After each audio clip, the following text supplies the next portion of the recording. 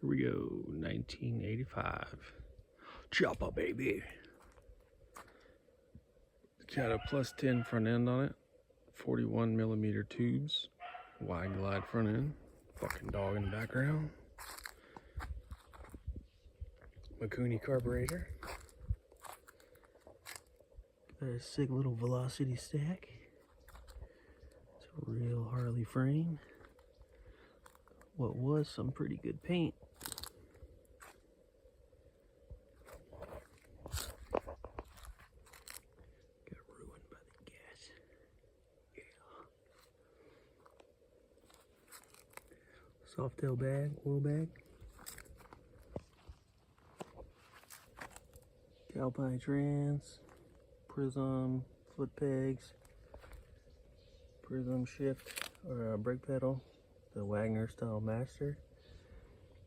Got the old school heat guard, cover up my shitty welds. Remote oil filter here because it's the Evo motor from fxst, so the oil filter was in the trans, which is not the same trans. 2000 Softail brake. Welded a little tab right there. Has cast axle plates from Krispy Hardtail. I don't think it's technically a Krispy, but it was on eBay.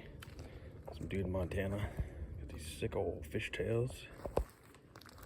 Prism box tail light with the jewels. Super long sissy bar. Harbor Freight with the ball bearing top. Just bolted it on, made it work. Prism seat with built well seat hinge, Prism oil or fuel valve,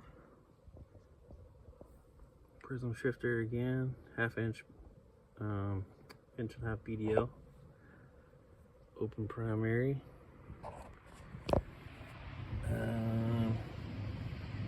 Krispy axle.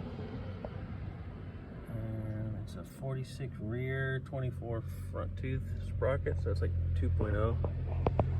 Do like 70-ish on the freeway. Got their mirror. OG Harley risers.